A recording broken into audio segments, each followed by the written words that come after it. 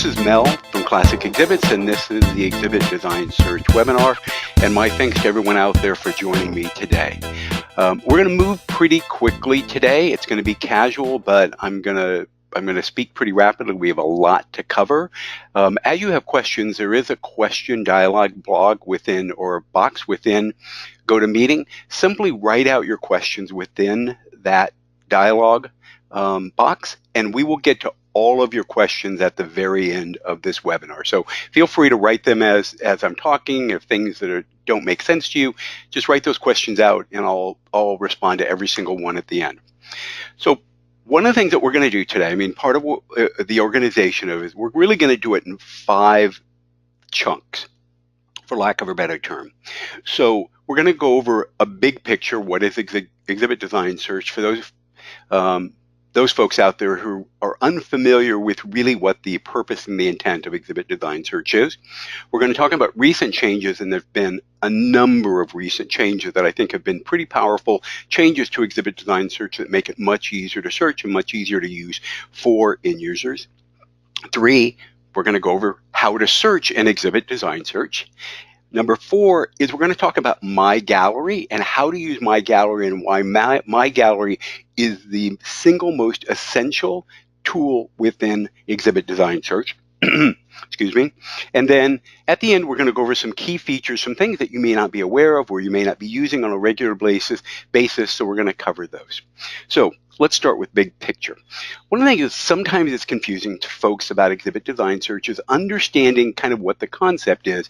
And exhibit design search is a branded, for the most part branded, we're looking at the unbranded exhibit design search today, but a branded search tool for our distributor network and for their clients. There's, in most cases, those branded sites are, here's a couple example, one for Exhibit Effects, there's a branded view of it, here's one for Next Level. They're all branded versions of exhibit design search that are part and parcel of their website so they can take clients to it. But one of the things that's a little confusing is that it's a collaborative effort, and that's the part that sometimes people have some difficulty wrapping their head around. When we started exhibit design search, or a very, very kind of crude version of what was exhibit design search, about 10 years ago, really maybe probably about 11 or 12 years ago, we recognized from the very beginning that if we wanted a one-stop shop for distributors and their clients, that we would have to reach out to strategic partners who had products that Classic Exhibits did not manufacture or did not offer. Good example is we don't sell or we don't produce traditional banner stands, and yet there are partners out there that do, and certainly you have clients who want traditional banner stands. So what we did is we looked in the market who had a similar philosophy that we did, in that companies who wanted their anonymity, in that they worked through a distributor network, they worked with distributors through that kind of business model, and that those distributors worked with end users, and they wanted to remain behind the scenes. They didn't really want end users, in most cases, to contact them at all. And that certainly has always been our business model. So we reached out to customers, to companies out there, to partners that we felt were that had that philosophy. Now, the other part of that is we wanted to make sure we didn't complicate your life. So what does that mean? Which meant that while we wanted those strategic partners to be part of exhibit design search, we didn't want to create another level, another financial percentage that you always had to contact Classic Exhibits if you wanted products from those particular vendors. So what we did is those vendors have their own management tool. They actually they load their own products. They set their own prices, and exhibit design search is always in retail. So they do all of that. And then when you have questions about their products, you contact them directly, not Classic. You contact them directly about their galleries and their products. Now, here's the part that is sometimes it's puzzling. Okay, you have these galleries. How do I know which gallery is from which company? And I'm going to name those companies, and we're going to go through which of those galleries are on exhibit design search. So the first one is Court, and Court maintains 2 galleries, Rental Furniture 1 and rental furniture too. And once again, remember, they want their anonymity. They don't want your customer, the end user, to know who they are as they're working through exhibit design search. But we've put a cheat code in place as a reminder to you, and that is CT in the parentheses. So you know when you're looking at these particular galleries, you're going to reach out. You're going to contact Court for those products. The next one is flooring. That's Brewmark, and you see the BR there. Then lighting is display, supply, and lighting. The next three are all from Optima Graphics. Those are banner stands and table throws, outdoor displays, and then tension fabric pop-ups like Next, for instance, or the X-Frame, all of those products. So you're going to, again, and I'm going to repeat this many times, you're going to contact those particular vendors about those products. The next one really didn't need a cheat code because the name of the gallery itself tells you which manufacturer it is, and that's EcoSmart. So EcoSmart accessories and EcoSmart inlines and islands are all products from Ecosystem Sustainable Exhibits. Ecosystems is a sister company of Classic Exhibits. Ecosystem has their own designers. They have their own detailers and project managers. So you're going to work through those folks when you have a question or you're requesting a design or an order through Ecosystem. Now, that said, everything else, all the other galleries within Exhibit Design Search are Classic Exhibits galleries, from the floating graphic pop-up to the Quadro to Lightbox and banners, and every other one that doesn't have that kind of parentheses code in there that identifies where you're going to go, those are all Classic Exhibits galleries. Now, the vast majority of products within Exhibit Design Search are in fact Classic galleries, but there's much more there than there was. Now, the one thing that was really an important philosophical point about Exhibit Design Search from the very beginning is that it had to be more than just about the products. It's not an e-commerce site, and it was not intended to just show renderings of products. It had to be much more than that. So as we built Exhibit Design Search, and as Exhibit Design Search is right now, it is in fact renderings, but in addition to renderings, it's photos, it's trade show marketing articles, it's videos, audio clips, it's lots and lots of details about any product that you see out there.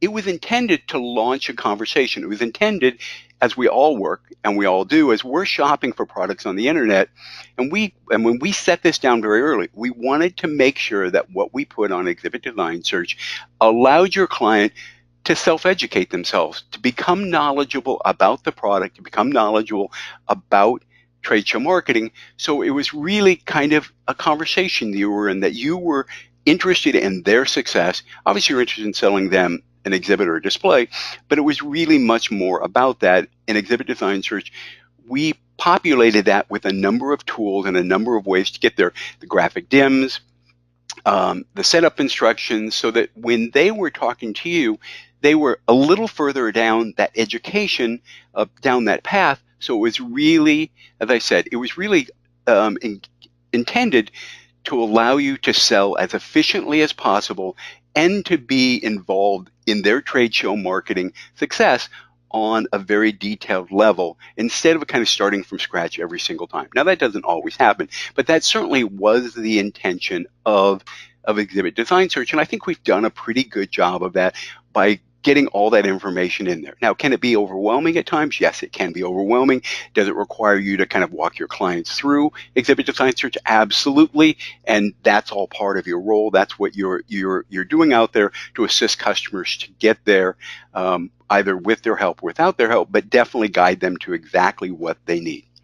Now, what isn't Exhibit Design Search? And this is an important thing to remember, is Exhibit Design Search is not everything that any of these companies, including Classic Exhibit, sells.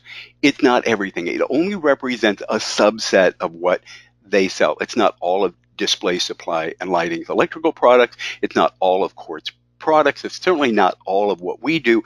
And I would say probably 70% of what we do at Classic is not necessarily represented within Exhibit Design Search, because a vast majority of what we're doing is we're either customizing what you see within there, or we're doing custom projects that are ground up designs from the very beginning that you don't see in there. And part of that, you do see some of those in past 5 days in the photo gallery, and we will get to that in just a second. We'll show you past 5 days what's there.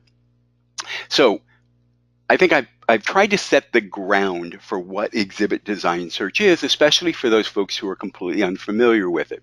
Now, let me kind of switch gears here just a second. I'm going to talk really to the folks who are more familiar with exhibit design search, and let's talk about the things that are new within exhibit design search over the last 3 or 4 months.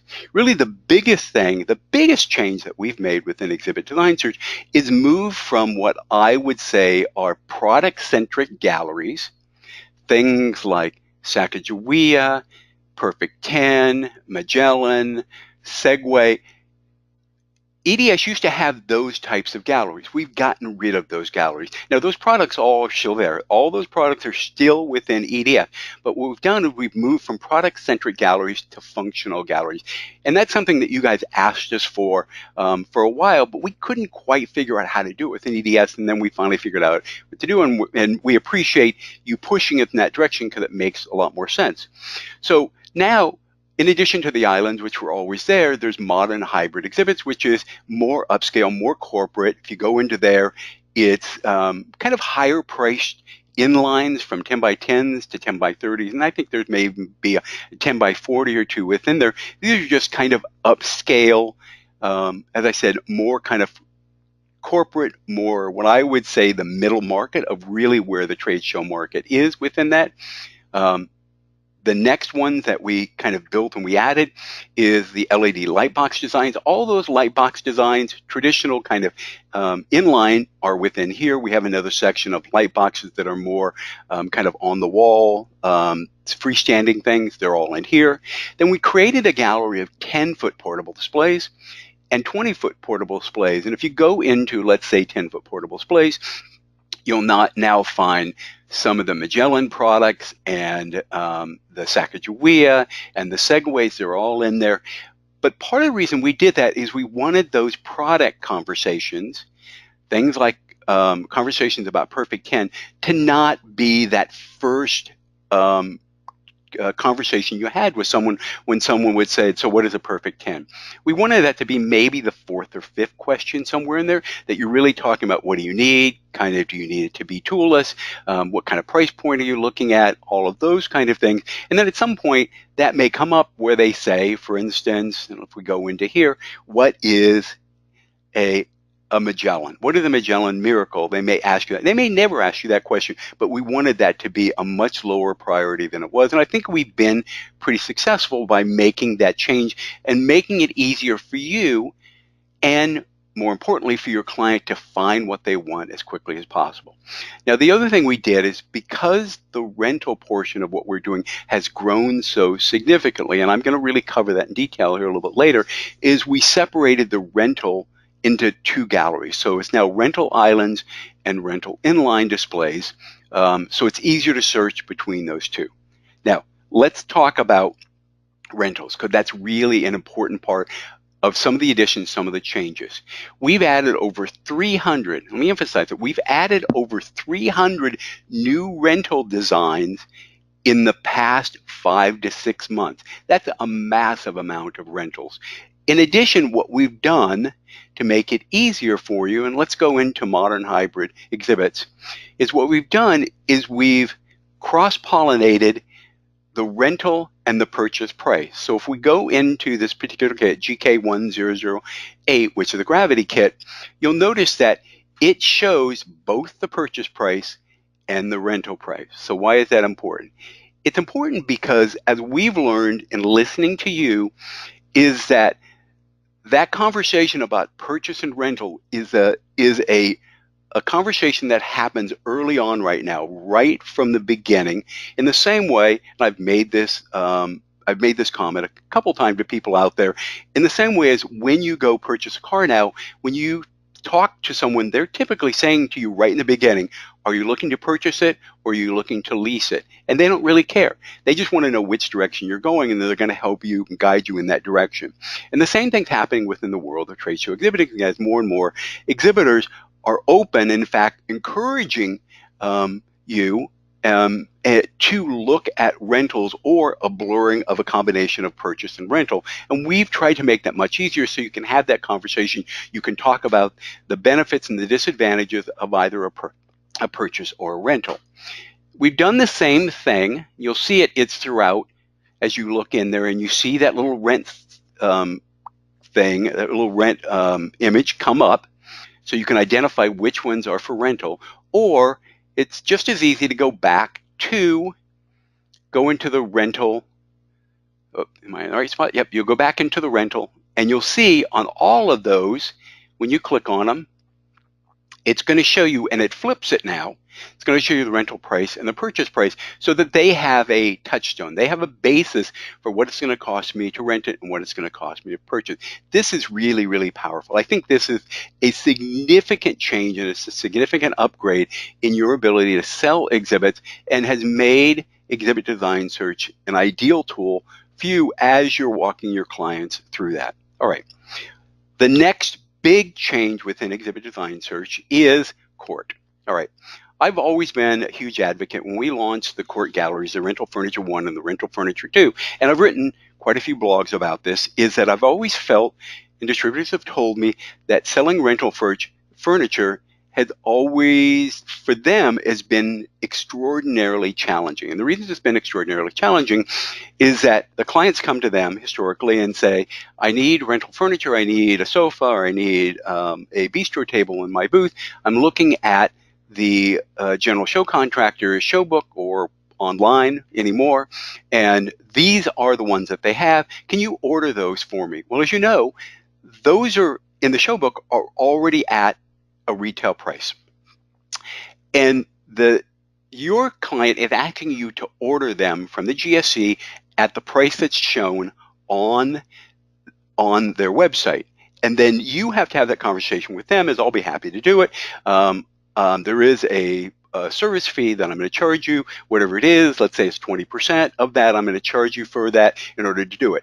Now there's a financial rub there, whereas some of your clients may, that's fine, I don't want to do it, I understand it, go ahead and mark it up 20% and sell it to me. Other people are like, really, you're going to mark it up 20% and all you're doing is filling out paperwork? That just seems kind of excessive. So what we've tried to do within the Rental Furniture 1 and Rental Furniture 2 through Court is eliminate that rub altogether and allow you within that, these are all retail prices. These allow you to show these products to your customer, show them, see the prices, and then when you call Court and you self-identify yourself as a classic distributor, and that's absolutely important, you have to self-identify yourself as a classic distributor, they will give you wholesale classic pricing on those particular products, and you can make a decent margin on all of those products. It's typically right around 30%. It's not automatically that, but when you're asking them, you're always going to ask them for classic pricing. They're going to give you the wholesale price, and then you're going to refer back to EDS, whatever the retail price is on EDS, and the difference between that is roughly around 30%. But part of that is in cooperation with Court, we've added almost 100 new kits to this. This is much bigger than it was, whether you're in Rental Furniture 1 or you're in Rental Furniture 2. Again, this isn't everything that Court offers, but this is at least is a good starting point to have that conversation with your client. All right, so those are really the three big things that have changed within Exhibit Design Search here recently. So let's talk about the next chunk. We've gone through big picture, we've gone through recent changes, let's talk about search. After all, it is called Exhibit Design Search, and I'm going to do my little gripe session here. While there are other websites out there that have now latched onto using Exhibit Design Search, please, I'm saying this for my own self-pride, is they're not Exhibit Design Search. They're copies in some way or another, and they're kind of not comprehensive. Exhibit Design Search was really the first one out there. We coined that term. Unfortunately for me, I didn't trademark it, and I wish I had trademarked that in hindsight, but I didn't. All right, so that's my little petty stab at any kind of exhibit design searches out there. All right, so within search, there's a number of ways to get to where you need to get. Is probably the one that your clients are going to use most often are these drop-down menus at the top. You're probably not going to use them as much, but you can, but they're going to use them. They're going to go and say, oh, I need a 10 by 10. I need a 10 by 10 between 5,000 and 10,000. And it's going to do a search for them. Now, when it does a search for it, it automatically does a search from lowest to highest price. And it searched a number of galleries within there and came up with 128 options for them. Now within that, you can certainly resort it. You can sort it alphabetically if you want, by newest designs, by lowest price, by highest price. Let's just leave it right now within lowest to highest. Within that, also they can search through display types. You can certainly look at, let's go back to rental furniture. You can look at rental furniture and it'll do a search there. Same thing, lowest to highest price within categories. These are kind of easy ways and quick ways to get to what you want. The downside of that is it's always a big number because Exhibit Design Search has 1,500 products within Exhibit Design Search. It's always a big number. So how do you narrow that down? One of the things that you can do, and let's go back to 10 by 10 in that price range, is you probably have never noticed this little link here under the search box, this advanced search. If you click on this advanced search, another window opens. And when you open that window, it's going to show you, oh, this is the price range that you've picked. And these are slider bars. You can change those slider bars. You can start from scratch. You can start from Exhibit Design Search. You can decide to include rentals. Typically, we don't include rentals in that because it skews the prices, because the prices of rentals are lower than a purchase price. But if you want to include rentals, click that. It will include it, and it'll expand the search. You can change certainly the boost size, you can change the sort that we've talked about. But one of the things you're most likely to do, and this is going to show you which galleries it's looking through, is let's say you're seeing these 10 by 10 kits within that price range, but what you want is you want something that has shelves. So type in the word shelves, and it's now going to look for that key term, that word within those kits, within the bulleted description that you're seeing of that, and it's going to look for shelves. Now we've gone for what was 128 down to 20 products. Now this is much more manageable. Now in reality, we can add shelves to almost anything, but within the world of kits itself, within what you're seeing right here, you're going to see these particular ones, and you're going to see examples of how kits are done. You can show them to the client so the client can get a sense of, okay, is this kind of what you want? You want something off to the side? Do you want larger shelves that are under a monitor? You can start to narrow down. You can start to get to a point that makes much more sense for your client. All right, so that's one way to search. The other way to search is what we talked about in the very beginning. You can certainly search on a gallery level. The client's looking for a 10-foot portable display. There's 73 products within this particular gallery. They can simply look through it and find the product that they want. They can go through and see, oh, this is interesting. It's also on sale. And so it's going to show the rendering. It's going to show all the bulleted. Typically, what's in there is what's included, what's not included. There's a video, there's downloadable literature, there's multiple views of there. It's going to show you what the packaging is, show you what the assembly is. It's got all that information right there. So that's a great way to search too on that particular level, and that's probably how you're searching now. Then the other way to do it is to use the other way to move within it is to use the hamburger menu. If you've never noticed the hamburger menu, it's right there. And the hamburger menu has additional, doesn't have additional galleries, but has additional features that are here. And it's easy if you're, for instance, if you're in lightboxes and banner stands, let's say you're in that gallery, and rather than re-navigating back to home, you can simply hit the hamburger menu and say, really, what I'm looking for is LED lightbox designs, and you can navigate back then to LED lightbox designs from that particular hamburger menu. That makes sense? All right. So those are ways to search through Exhibit Design Search. All right. The next thing I want to show you is really the My Gallery feature. Within the My Gallery feature, if you go into any kit, And you'll notice from either the gallery view, there's always this link called My Gallery. So if you click on My Gallery, it's going to add and populate the My Gallery function up there. You can also go into a kit, particular kit. Let's go into this one. Into a kit, and you'll also see that same link to add to My Gallery. We've now populated. Let's go back to the home. I want to show you, I want you to notice something else. That if we go into Trade Show Tips, so Trade Show Tips is I guess a library, for lack of a better term, of trade show marketing articles. With almost 100 trade show marketing articles, whether it's for someone who's new to trade show marketing or they're somehow experienced, that they can get a better idea of how to increase their ROI, how to make smarter decisions about graphics. A whole series of articles in here. Here's 10 do's and don'ts about trade show graphics. And even with those, you're able to add things to My Gallery. 7 critical exhibit design tips, for instance. Let's navigate to that one, and let's add that one to My Gallery. Now, why do you want to do that? Part of the reason you want to do it is you're having that conversation with your client. And the client says, I'm looking for an island exhibit. We're not particularly familiar, or these are the issues that we've had in the past. And they've identified 3 or 4 things that they've struggled with, they stumbled with, that they want their team to be more knowledgeable about. You can go to Trade Show Tips and you can say on your end, okay, I'm going to go, I've heard what you said. We've talked about some design ideas. I'm going to go back. I'm going to find some ideas that will work for you. And then when you're sending those design ideas to them, and we'll get to that as far as My Gallery, you can include articles that address those concerns. So at this point, it's not just about selling an exhibit.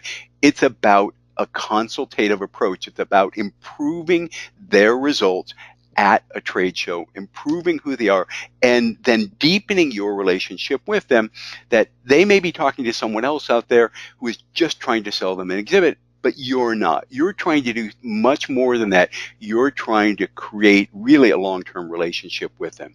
The other thing that you can do within that, and I'm going to go back into 10-foot portable displays simply because is that let's go into this particular product, into a 1232 Sacagawea.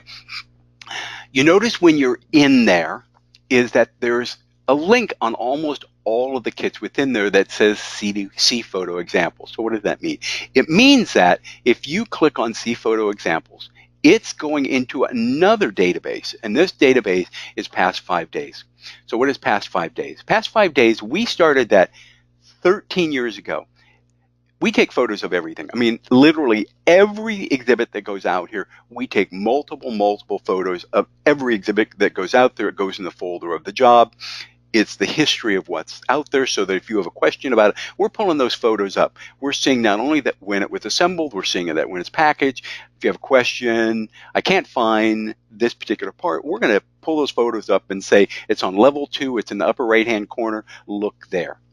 So when we take those photos, what we do is every single day, and we're a few days behind right now, but every single day, we're posting a photo of a project that went through our shop that particular day.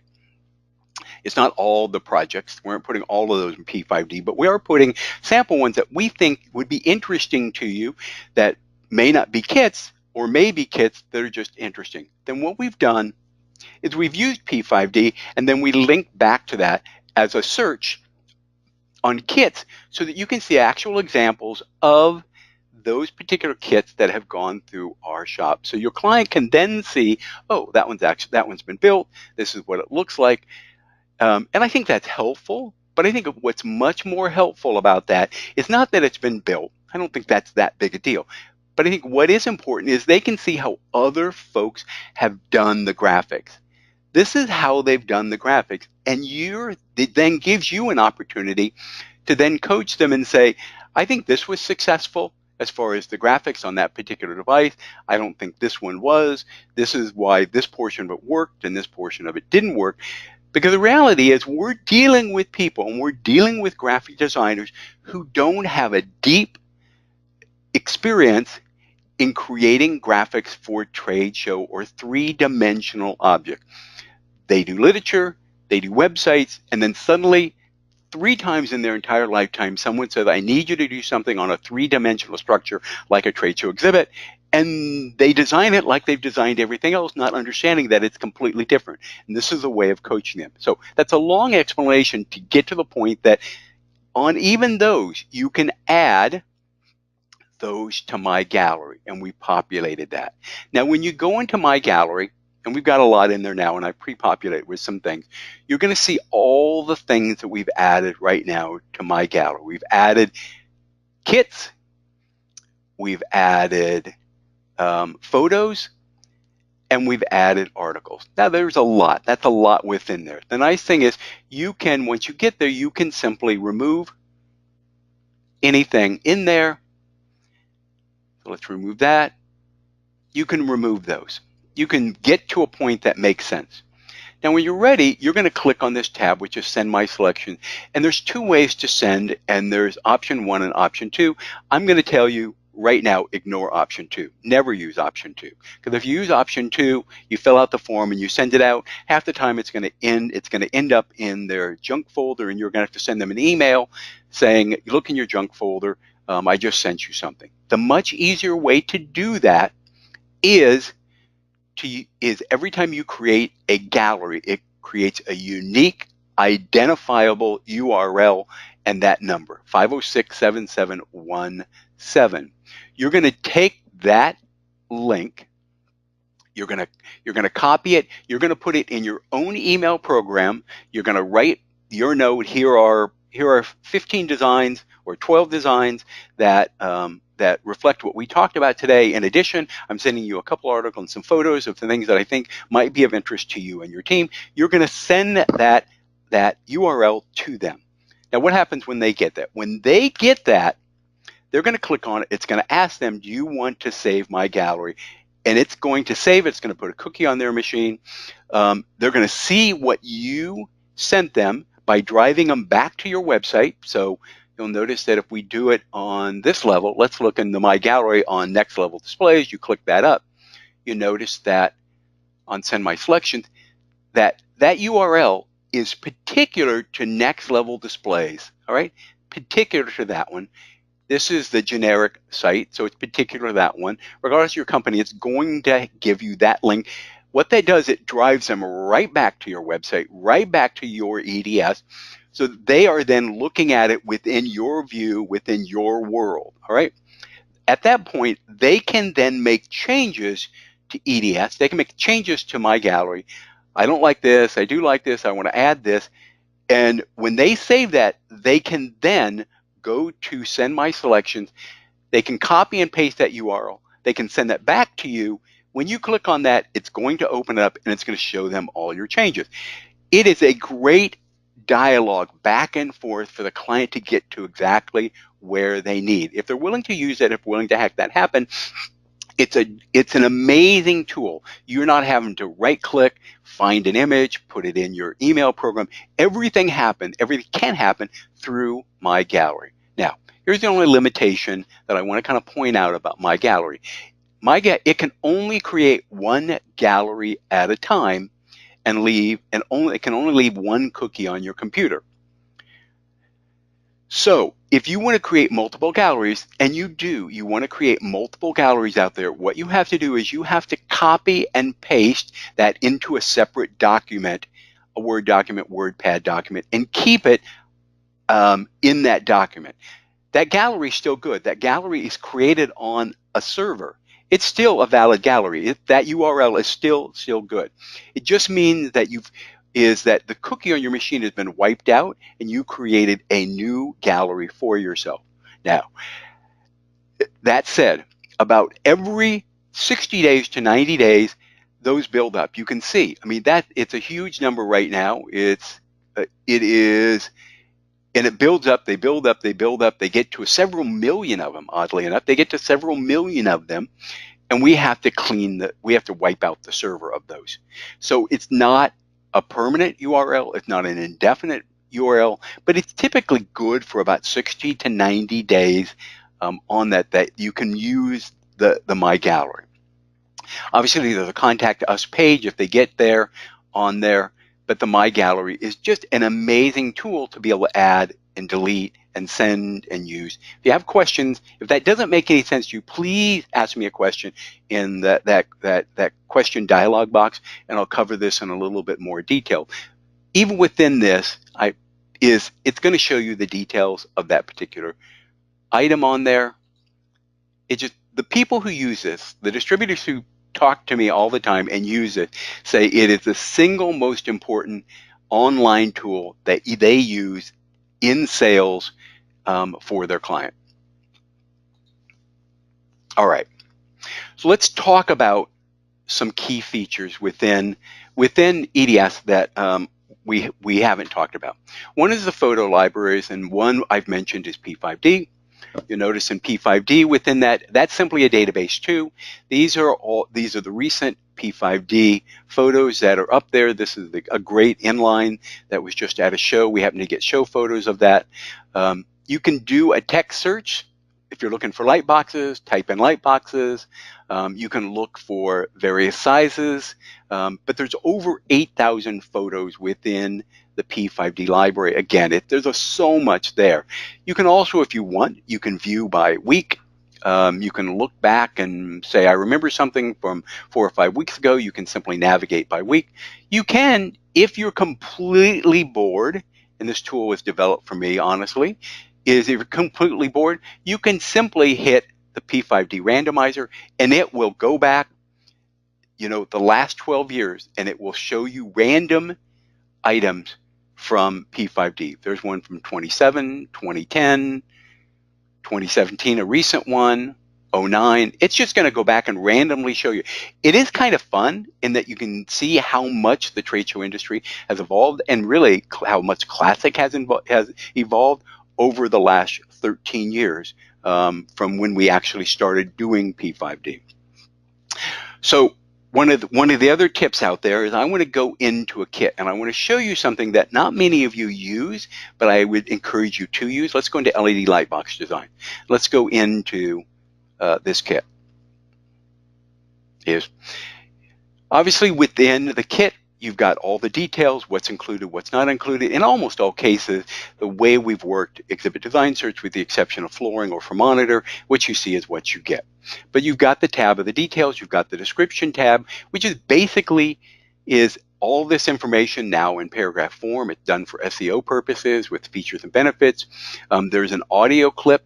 Click on this, it will give you a 30 to 45 second audio clip about that particular product. Think of it as a mini podcast of that design or that product line. There's certainly accessories that will go with that particular product, and then there's specs. And I think most of you are familiar with the specs tab. That's a really crucial, really important part of it. It's going to give you in this case, it's going to give you the setup instructions. This one, the graphic dims, you're going to have to request those. Those haven't been uploaded, but often it's going to have the graphic dims.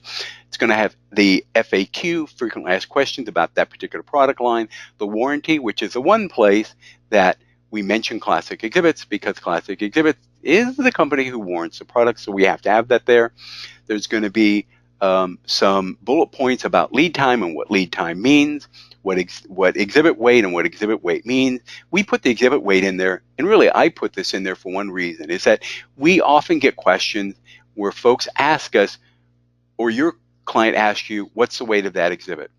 And that's not really what they're asking you. You know what they're asking you is, how much is it going to cost to ship that exhibit from point A to point B? Well, in order to know that, as you know, we need to know, is it dimensional weight or actual weight? Is this going in a portable case, a wood crate, or some other way, a corrugated box?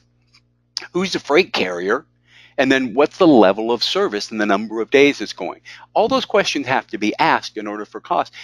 Exhibit weight is just a small portion of how you get to that. So often we don't know all that information, and you don't know all that information from up front. That's all information we have to gather. And then we also list electrical cord management, and we do that as a reminder to us and a reminder to you, and hopefully a reminder to your client, is ask those questions. We're begging you, ask those questions about electrical and cord management. What kind of devices are they bringing? Where are they going to be? Because it's so much cheaper to be able to account for those while it's in production, while it's in here at our shop. We can put the grommet holes in, we can put the wire management snaps, we can do all of that here. It's so much cheaper than doing it at the show. And what happens at the show, first, it's way more expensive, way more expensive. In addition, it's often damaging to the exhibit because you have to make these terrible decisions about how to get the wire management there, cutting into things that do kind of some ugly damage to the booth that you don't want to do. All right, the other thing right here is I want to show you before we move on is this button. If you've never used this button, I'm going to encourage you to do it. If you're looking to print what you see on the screen here, we automatically kind of defer to go to the browser. In the browser, we'll click on print, and it will print what you see here, but it'll print it on 3 or 4 or 5 pages. It's not very attractive. It's not really even usable. But if you click on this print button, and this print button is not just a print button, it sees what's on this screen, and it actually then prints it so that it is a usable document on 1 or 2 pages, depending on how many things are there. It is a document that you can hand to the client, that the client can use in some way. It is a formatted piece if you use that particular print button. All right? Okay.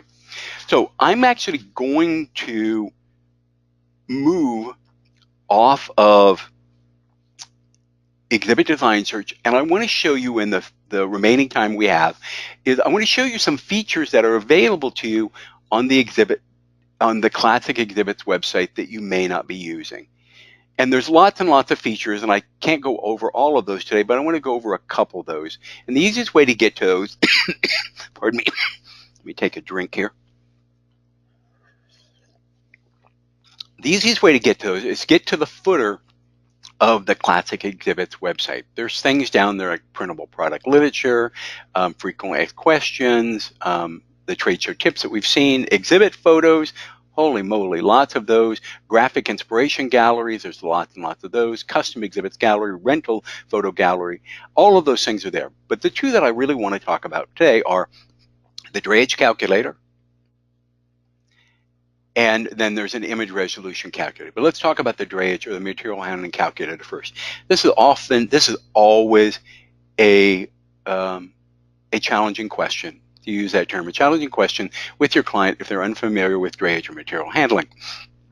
And the big question, I think, within that is how do you save money on drayage? And the way to save money on drayage is planning. It's as simple as that. Have you planned?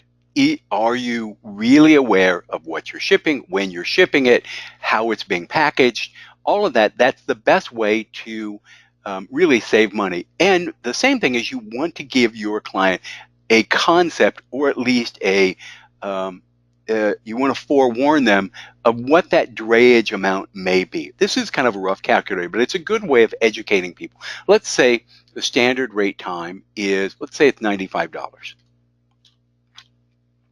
And that the shipment is 1,000 pounds. Oops, one too many. 1,000 pounds. And it's going on target. You'll see that estimated cost, and again, this is just a calculator, is estimated cost is $978 with these kind of caveats down there. Is once you start making changes in there, let's say it goes off target, you see how much it increases. Let's go back to on target. Let's say it's going direct to the show site. When we know when it goes direct to the show site, it'll be less expensive than if it goes to the advanced warehouse. But we also know that in almost all cases, we wanted to go to the advanced warehouse. And I'm going to give you kind of an explanation of that, which many of you already know, but I want to go through that exercise in a second. So let's say it's going to the advanced warehouse and that it's crated, but now suddenly there's special handling, and there's always special handling because GES and Freeman find a way to charge people for special handling even when there isn't special handling. So this has gone up significantly. Or if it's uncrated, then I've never seen it. Uncrated, what happens if it's uncrated? Advanced warehouse with uncrated is not, okay, advanced warehouse, uncrated. So it's going direct to show site, and it's uncrated, then it jumps up. let's say it's happening in straight time or overtime. These are all little figures that you can then manipulate. Let's say it's going to uncrated, direct to show, overtime, both in and out, and we've gone from that 800, 900. Now we've more than doubled the price of it. Let's even do it as off target. Let's do it off target. Let's see what that number is. Holy crap, man. It really starts building up. All right. When people ask me, what should I do? What I always tell them is ship it to the advanced warehouse, because if it goes to advanced warehouse, make sure that even if your crate is larger, you want everything inside that crate, all your promotional materials, your TVs, your monitors, everything you want in that crate. You want anything strapped to it. You don't want loose boxes. You want anything on a pallet. You want any of that. In fact, you don't even want a crate stacked on a crate if you can help it, because then they view that as special handling. So you want it to go to the advanced warehouse, because if it goes to the advanced warehouse, and let's use an example where the show starts on Monday and you can get it to go to the advanced warehouse, you know that you can start setting it up on Friday morning at 8 a.m. because it's gone to the advanced warehouse. It's going to be sitting in that spot 8 a.m. or 9 a.m. on Friday. So you're in straight time, both in and out, assuming you can assemble it within one day. You're in straight time, in and out. At that point, it's going to be $978. Even if it goes even to direct to show site and you're seeing it's less, chances are you're going to go into overtime. And at that point, it's more expensive than shipping to the advanced warehouse, because you're now into overtime. And plus, you just increased your stress level significantly, because you don't know when labor starts. You don't know when it's going to add to your booth and all of that.